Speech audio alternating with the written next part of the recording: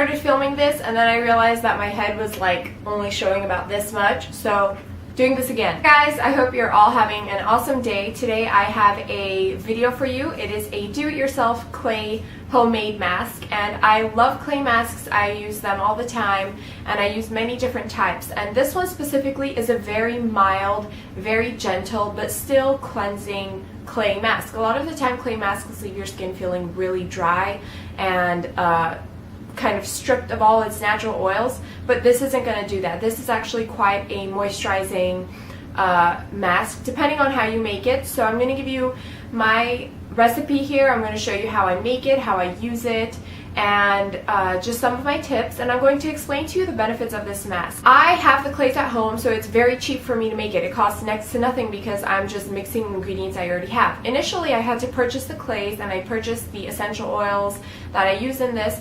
However, the amount you spend on buying those initial ingredients is going to be the price of one or 2 ounce mask that you can buy from Sephora. It's going to be much healthier in my opinion because you know exactly what's going in it, and you can definitely mix up the recipe, change it each time you use it, and make it fit specifically to the needs of your skin on that day. This is what my mask looks like, and this contains French pink clay, which is the pink clay that you see. It also contains kaolin clay, which comes from kaolinite stone, and kaolin clay is a white clay that's found in a ton of skincare and makeup products. It's found in porcelain, it's used in the paper making process, so it's used in a lot of different stuff all over the place.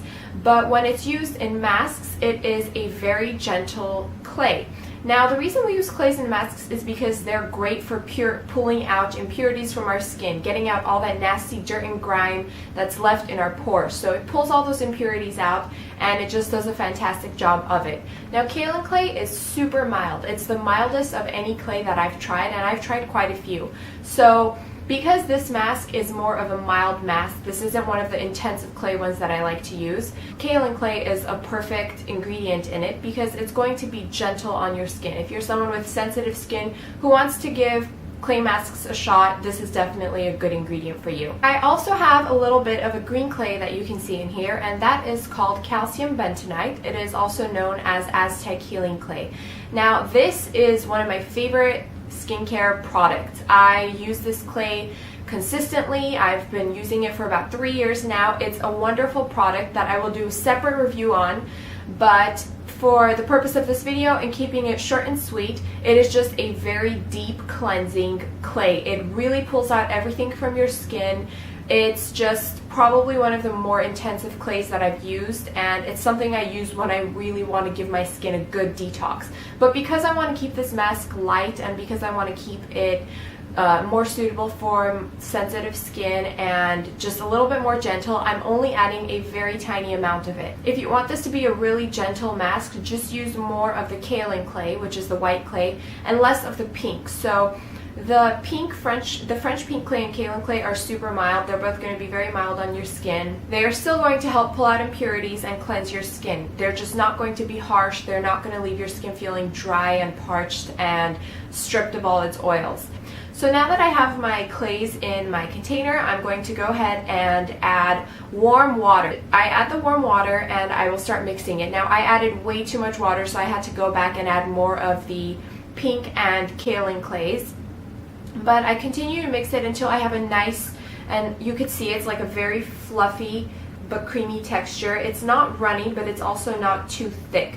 If you want a deeper working mask, make it a little bit thicker. Use less water, but really mix it up so you make sure you have no clumps in there. If you want a very light mask, you want to add more water, have less of the clays, and that will just give your skin a very thin coat, and it will be a much more gentle mask.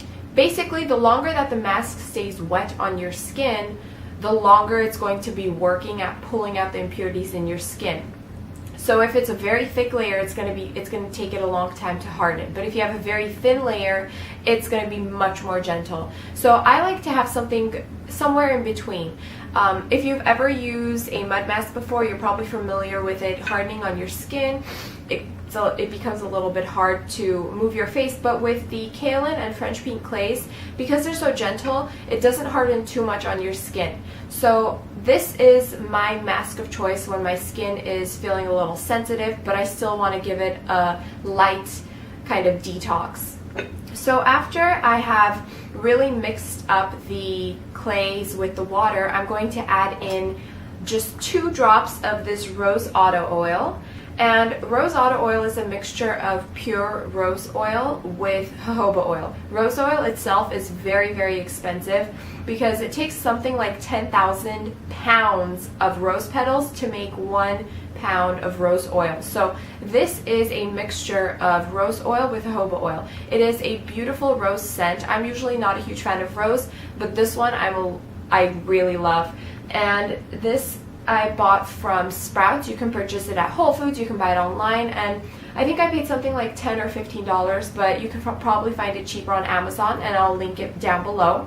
And rose oil is great for toning your skin, and I love adding this to this specific face mask because it really blends in with the pink color, and I just feel like I'm getting a spa treatment. So I add in 2 drops of this, mix it up really well, and I then like to use a foundation brush. And this was like a free gift with purchase when I purchased a Clinique product, and it is way too stiff to use for actual cosmetic purposes. So I actually use it for applying masks, and because it's stiff, it's really easy to mix and it just applies really nicely. So I just apply a layer of this all over my face, and you can already see that some parts are already turning white, and that's because the mask is drying quickly.